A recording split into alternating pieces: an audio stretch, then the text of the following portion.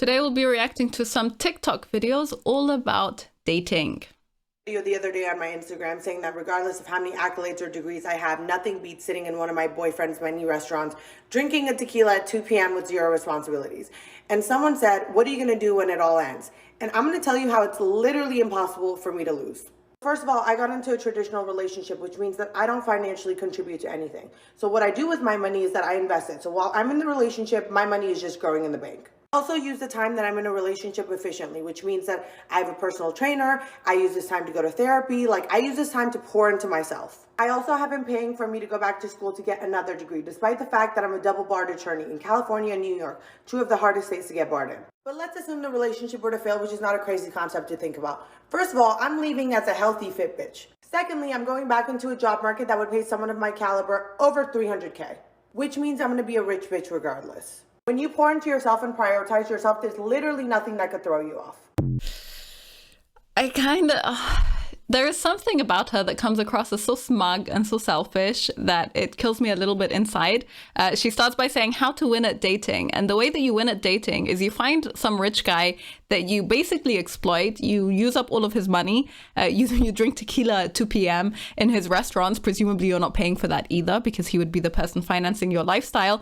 And then you spend all of your time very heavily concerned about yourself and about your future prospects and about making sure that in theory you will have the ability to at some point in the future get a high paying job and be a career woman. And the sad thing about this, honestly, is that the vast majority of women, when they get to that point of achievement, let's say, the job of a person, of a lawyer earning $300K a year is not an easy shift from this type of lifestyle. If her lifestyle is to just sit about and do nothing all day and have a personal trainer and just drink her tequila and chill at home where she doesn't have to pay for anything, if that's the amount of stress that you're dealing with on a day-to-day basis in your life, and then you think you're going to land a job where you have to, where you get a salary of $300K and then trying to manage the stress that comes with that because no one will pay you money for free, that's not a very realistic way of seeing the world.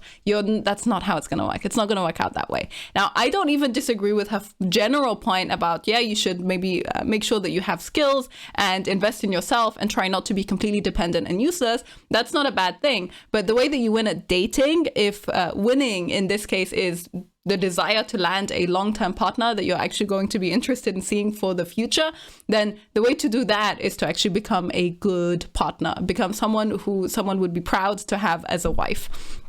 And that's the question of what do you envision to be a good wife, and what does that look like for the man that you're with? And then that's where you should really invest your energy. At the very least, you should have some kind of focus here in terms of how you're treating your relationship and how important you believe your relationship is. Notice how nothing she said was about the relationship itself. It was all, this is what I'm doing, this is what I get out of it, and it all comes from just having a rich guy who, as far as I can tell, is just he's been taken advantage of here, but maybe he gets something else out of it, who knows. So that's not a good look for her at all.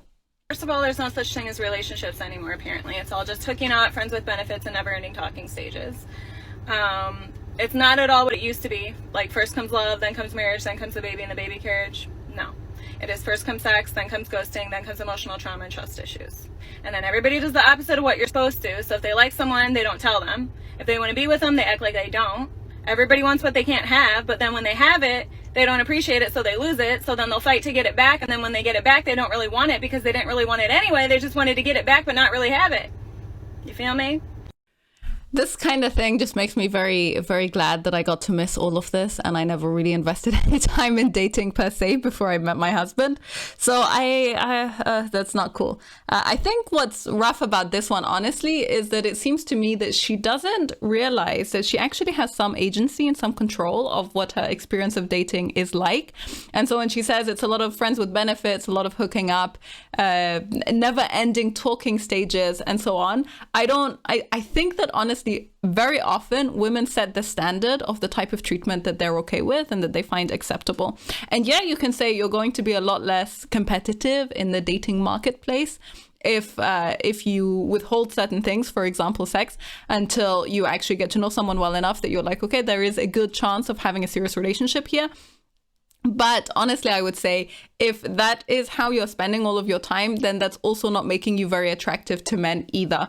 And a lot of men are going to be like, well, if you're hooking up on the side and you've been hooking up for the last 5 years or however long it's been since she has married friends, I'm guessing she's not super, super young. She looks like she's in her 30s. Then if that's the attitude that you have, I'm guessing quite a lot of men are a bit turned off by that.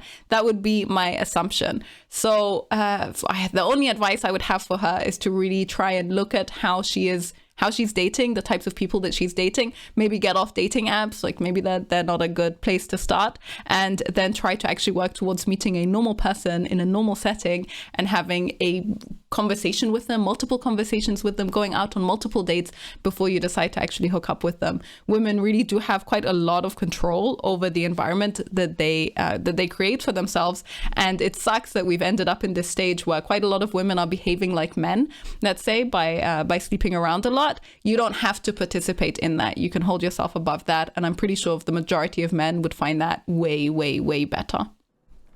Guys, dating in your 30s is something.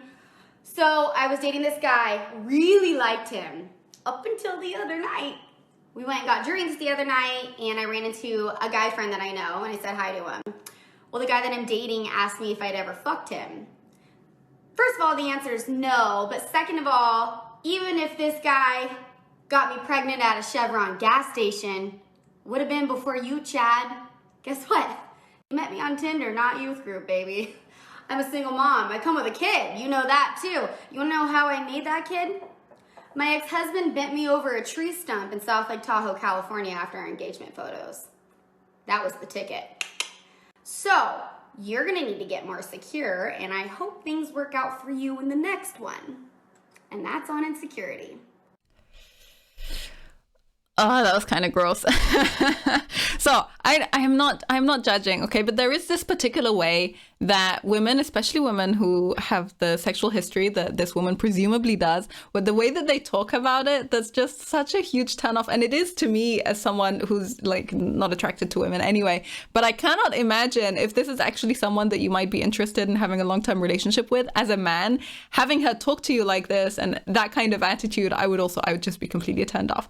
So unfortunately for her, what she is missing out on is that, number one, for the majority of men, being directly faced with the reality of your partner's sexual history is not actually attractive. And so, yeah, if you're meeting a random guy and you're saying hi to him, it's a pretty valid question to kind of be like, well, how much history was here exactly?